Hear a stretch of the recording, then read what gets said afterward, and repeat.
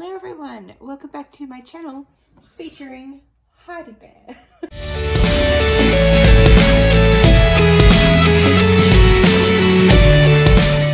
Hey guys, so today I will be doing my July wrap up because I haven't done it yet and it's getting to be pretty much the middle of August, so I figured it was probably about time that I actually did my wrap up. July was actually a pretty decent month for my reading. I read a total of 8 books, which was fantastic, and I didn't DNF any books. I didn't have any books where I was like, I really didn't enjoy that. All in all, it was a very good reading month and I was very happy with everything that I read in the month of July. Also, considering we were practically in the middle of our winter sale at work, which is one of the busiest times of the year for us, I am pretty impressed with how much I managed to read. Like I said, I read a total of 8 books, which ended up being about 2,630 pages in total. And I read a nice mix of novels and audiobooks. First book that I have for you today is Pumpkinheads by Rainbow Rowell. I have been meaning to read this for ages and I am so glad that I did because I love Rainbow Rowell. I love her writing. Her characters are always just amazing and her stories always touch some little part of me. I love her stories and there's not a book of hers that I do not like, and Pumpkinheads was no different. So this was actually a graphic novel and it follows our 2 main characters who work in like a pumpkin patch kind of fair type environment, and they only work there during autumn, I believe, or fall I should say, because America, fall. But they only work during fall and it's pretty much the only time that they get to spend with one another. So it comes up to the last year that they get to spend together working at the pumpkin patch, and they decide to make the most of their last year working together and do things that they haven't had a chance to do because they're always working. So they decide to go on their own little mini adventure for the night and try out all these different things, try out the foods, try out the activities, just try things that they haven't had a chance to do because of their job. And it's so cute and romantic and fluffy, and it was a really quick read. And I honestly, I didn't think I was gonna love the illustrations, but I did. I think they're just fantastic. It was honestly a lot of fun and I really enjoyed it. So for most of these books in July, I did my rating system where I do characters, reading time, enjoyment, writing style, and plot, and I rate them out of 5 and then get my average, and that gives me the star rating. So I did that for every one of these books, and then about halfway through, I changed it from being out of 5 to being out of 10, just so I can get a little bit more of a clearer rating and it's more expanded for me to rate rather than just a basic 1 to 5 category. But for the first couple of books, I did out of 5. So for Pumpkinheads, I did out of 5. With characters, I gave it a 4 out of 5 because I absolutely loved them. They were a lot of fun and I love the diversity as well. For reading time, I gave it 4 out of 5. So this is pretty much just how long it took me to read, and being a graphic novel, it did not take me very long to read at all. I flew right through it. My enjoyment was 4 out of 5 because obviously I really enjoyed this. It was definitely the perfect kind of read to start the month of July.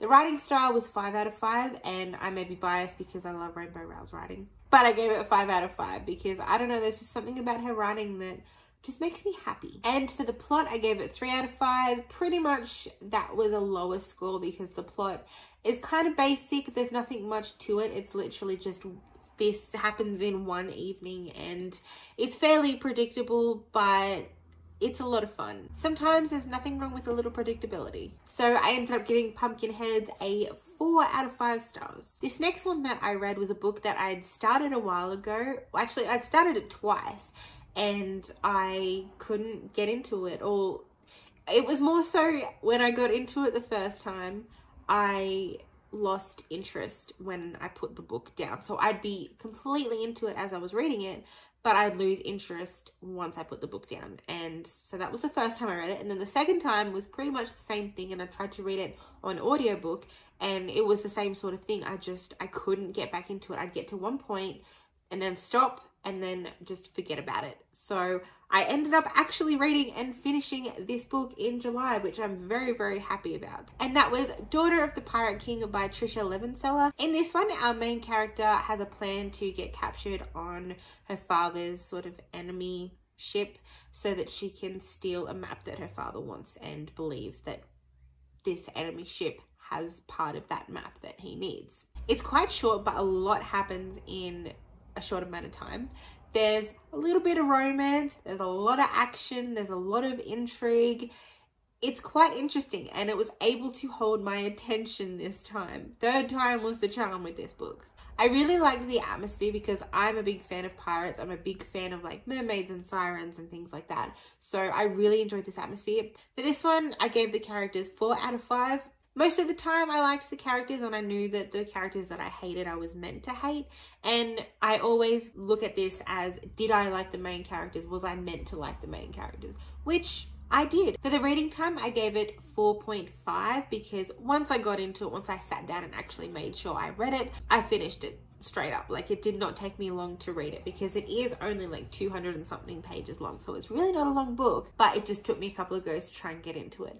But once I did, yeah, I finished it straight up. It was super, super quick to finish, and it was very easy to read. My enjoyment was 3 out of 5, mainly based on previous experiences where as soon as I put the book down, I lost interest. But also because there were some moments I was like, yeah, can we just like skip ahead because this is kind of just flat and nothing's really happening. So like, the writing style was 3 out of 5, pretty much because it was very simplistic, very easy to read. Nothing wrong with that.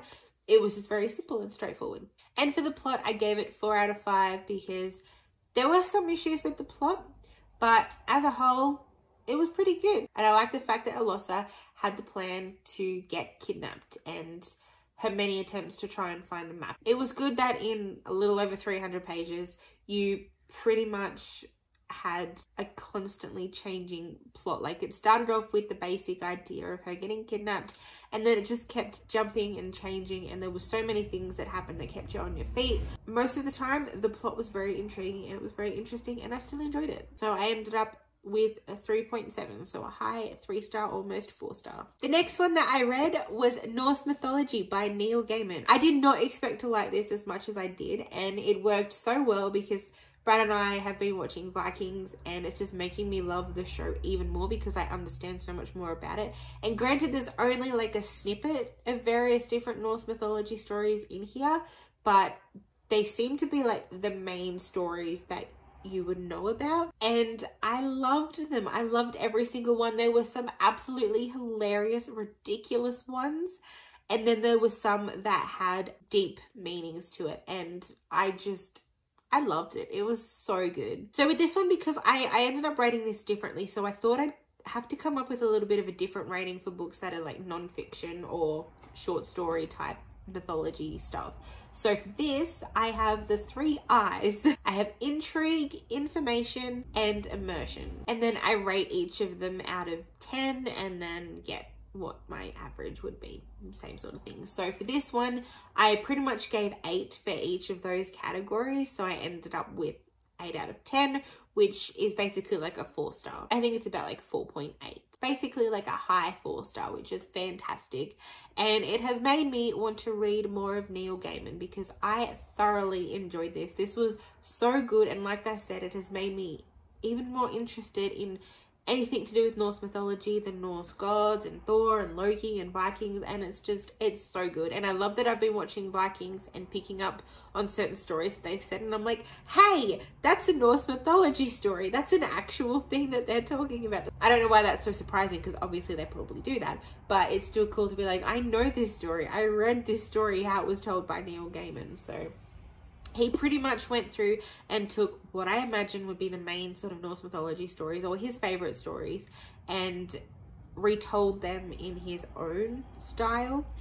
And I loved it. It was so good. I highly recommend this if you're interested in anything to do with mythology or Norse mythology, or if you're interested in the Vikings, or if you love Thor, that sort of thing. I definitely recommend it. It was really, really good. The next one that I read was The Unhoneymooners by Christina Lauren. I actually listened to this on audio on Scribd, and oh my god, this was my favorite book of the month. So with this one, our 2 main characters, Olive and I can't remember the guy's name because I am terrible at remembering people's names. Olive's twin sister is getting married. At this wedding, they have a seafood buffet, and Olive and the best man end up being the only people who do not eat at the buffet for their own particular reasons. She's allergic, and I think he just does not like buffets. Like, he's completely against them. And anyway, so everyone at this wedding ends up eating from the buffet, and they get ridiculously sick. They get food poisoning, and Olive and the best man are the only two who don't, conveniently. And Olive is convinced by her sister to take her honeymoon because it was a honeymoon that she wanted. She can't get anything back from it. She can't change the date. She can't get a refund because she didn't pay for it. It's like, there's no other way, and she wants somebody to enjoy it, so she gets Olive to enjoy it, and of course the best man. So they end up going on this honeymoon, which I believe is in Hawaii or something like that. They end up going on this honeymoon together, and eventually they have to basically pretend to be husband and wife. That causes a whole lot of mischief and excitement, and I was all for it. It was fantastic, and I loved the narrators. They were just spot on. A narrator is definitely the main part of what makes an audiobook good, and this one was fantastic. I did not want to stop listening to it. I just couldn't put it down. It was really, really good, and I want to get the hard copy or the paperback so I can read it again, because it was just a lot of fun and definitely my favorite book of the month. So for this one, I gave the characters a 9.5. Reading time was 9. Enjoyment was 10. The writing style was 9. And the plot was 10. So it ended up being a 9.5, which in turn was pretty much a 5-star. The next one that I read was We Are Not Okay by Natalia Gomez. This one followed 4 different girls and different problems that they are dealing with in high school. I do have to mention first that there are some trigger warnings in this. So there is bullying, there is attempted rape, and there is suicide. I know that some people classify trigger warnings as spoilers, but honestly, I feel like you need these trigger warnings going into this, because there are some heavy topics that happens in this, but it definitely deals with that, and I just thought you should know that before you go into it if you decide to read it. But like I said, this is very heavy, and it does, at the beginning, it does come across a little gossip girly, but as you get further into it and as you get to understand these people's problems. Also, another trigger warning would probably be an eating disorder. I think that's all that I can think of right now, but those are your trigger warnings. But yeah, so it starts off kind of gossip girly, but then eventually when we get deeper into the problems, it becomes quite heavy and upsetting. And I did enjoy reading this, but I definitely needed something happy after that, because I cried. It was depressing, but it was also heartbreaking, because you know that these are real issues that people struggle with, and these are real things that do happen. This one I gave 8 for the characters. The reading time was 8.5. Enjoyment was 7. The writing style was 6 because it was fairly simplistic. It was very quick to read. So as a total, it was 7.3, which ended up being a high 3-star. The next one that I read was another audiobook, and this was Hate Notes by Vi Keeland and Penelope Ward. This one follows our main character, who ends up going to get rid of her wedding dress. She goes to the secondhand store to try and get rid of it and maybe get some money for it, when she comes across another wedding dress, and she just has to try it on. But in the wedding dress, there is a little romantic love note written on the inside. So she gets the dress, but it's mainly for the note. She's just amazed that there is this wonderful romantic note written in it, and what on earth could have happened that the woman didn't get to wear the wedding dress, or decided to get rid of the wedding dress. So she's very curious about that. And then when she ends up meeting the guy who belongs to the note, he is completely different to what she expected. He is very cynical and angry, and they're writing hate notes to one another essentially, and she just wants to know why he's not the romantic guy that this other note made him out to be. And I don't remember all that much about it now that I'm thinking about it. That's sort of like the main thing that I remember, because I had to double check with Goodreads. But I did enjoy listening to this. Again, I really loved the narrators. I'm pretty sure Sebastian York was actually the main guy read. Anyway, it was good. It was enjoyable. I did want some more smut from it, because there was definitely not enough in this. I find that a lot with Penelope Ward's books, that like it's either there's a lot of smut or not a lot. The plot did change dramatically from where it had started, which was very interesting, and I actually really enjoyed that. It definitely went from, okay, this is a nice little smutty romance novel, to being almost similar to Colleen Hoover or John Green. For this, I gave the characters 9 out of 10. My reading time was also 9. My enjoyment was 8, as was the writing style, and the plot was a 7. Basically because as I previously just said, the plot changed dramatically. I also expected more hate to love stuff. And the last audiobook that I read in the month of July was Gentleman 9 by Penelope Ward. This one I literally listened to in a day. I was doing a lot of stuff upstairs at work, and like usually at work, if we're not busy and I have a lot of stuff that I need to do that doesn't require my full attention, if that makes sense, like if I'm doing stuff that I don't need to really concentrate too much on, like I can multitask, I will listen to an audiobook. So in this case, I pretty much spent majority of my day upstairs at work just getting stuff ready for stock take. So I wasn't around any customers or anything like that. I was just upstairs doing a lot of that stuff with our stock, and like getting everything organized. And because our stockroom, I'm getting into a ramble, but our stockroom was absolutely ridiculous and such a mess before, but I fixed it, and I spent the whole day listening to this book as I was fixing it. It was fantastic. So Gentleman 9 is pretty much, we have our main character who has just had her boyfriend break up with her. Her boyfriend of like 8 or 9 years. They were so close to getting married, and then he just broke up with her out of the blue, just saying that he didn't love her anymore, and she is absolutely heartbroken. So she's trying to get her life back on track, and then her ex-boyfriend's ex-best friend comes into the picture, who she used to have a big major crush on when they were in high school, and he asks if he can stay with her because she runs like an Airbnb sort of thing, so people can sort of rent out a room with her. So he asks if he can rent a room with her for the next few months while he's in town on his work contract. And they end up staying together. Of course, they're attracted to one another, but she's decided that she needs to move on. She needs to do something to get her ex out of her system, and also her current roommate. She needs to do something to distract her. So she goes onto a website to try and find an escort, aka Gentleman 9, but he comes across it, her computer, and he decides that, you know what, this is dangerous. I'm not letting her get with an escort. So he pretends to be Gentleman 9 instead.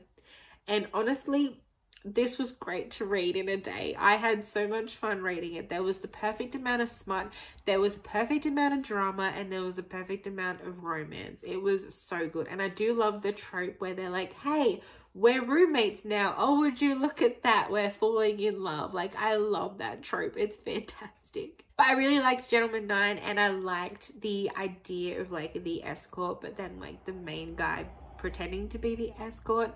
I just think it's great. It's the perfect rom-com drama for me. Like, I really enjoyed it. So for this, I gave the characters a 9.5. Reading time was a 10. Enjoyment was a 9. And the writing style and plot was a 9 out of 10. So that ended up being a 9.3, which was pretty much a high 4-star.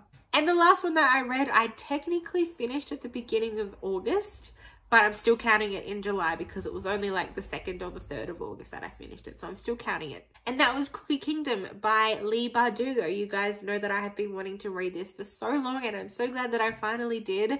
I definitely liked Six of Crows more, which is surprising because I know a lot of people really enjoyed Cookie Kingdom more, but I liked Six of Crows better. However, I do agree that the characters were far better in Cookie Kingdom than they were in Six of Crows, but I enjoyed the plot better in Six of Crows than I did in the second one. If you haven't heard of this duology, basically this is part of the Grishaverse that Leigh Bardugo has written. Shadow and Bone is the first trilogy, and then Six of Crows and Cookie Kingdom are the duology, which follow a completely different like cast of characters, different crew, and they're in a completely different area of the world in Grishaverse. So they live in a place called Ketterdam, which I like to think of as like the old-timey slums in London, like back in the early 1900s. And Six of Crows is pretty much a heist type story. So we get a bunch of different people that band together and have to do a heist to break out this guy from jail, a very, very secluded, highly secured jail. And then Crooked Kingdom follows these characters again in a whole different scenario with some very similar sort of things as the first book, but we get to see more of the characters and we get to see more of their relationships, which was definitely the highlight for me. So I gave the characters 9 out of 10 because, let's face it, this is a very character-driven book. I love when they are character-driven, but I love when they have a plot that's also interesting as well, because I like to be interested in where the story is going, not just focused on the characters. It definitely held my expectations of where the characters were going. I ended up liking certain characters more than I did in the first book, which was good as well. The reading time was 7 because it did take me quite a longer time to get through it than Six of Crows did. That's because I kept getting distracted. My enjoyment was also 7 from the same sort of issue. I just kept getting distracted. The writing style was 8, and I have it as an 8 because I love Leigh Bardugo's writing. I think she's very talented with everything that she comes up with for the Grishaverse. And the plot was a 7 because, like I said, this was definitely a very character-driven book. I do like them when they're character-driven, but I like the plot more. Like, I'm happy if there's a good mix where there's like a very intriguing plot, but there's also good characters. Like, I have to be intrigued by where the story is going. It doesn't matter how bad or good the characters are, I need to have a good plot. So that ended up being a 7.6, which was pretty much a high 3-star. And I realized that whole time I didn't even grab the book that I had sitting on my lap. I was too used to talking about the audiobooks. But there is Crooked Kingdom. Well, there you go, guys. That is my July wrap up. I'm sorry if I ramble a little bit too much because sometimes, honestly, it's hard to come up with a synopsis. And it's also hard for me because I instantly forget the characters' names as soon as I go to talk about them, which is just fantastic. But that is my wrap up for July. I hope you enjoyed this. Let me know what you think of these books and my ratings, and if you've read any of these, don't forget to like, comment, subscribe, and I will see you in the next video. Bye!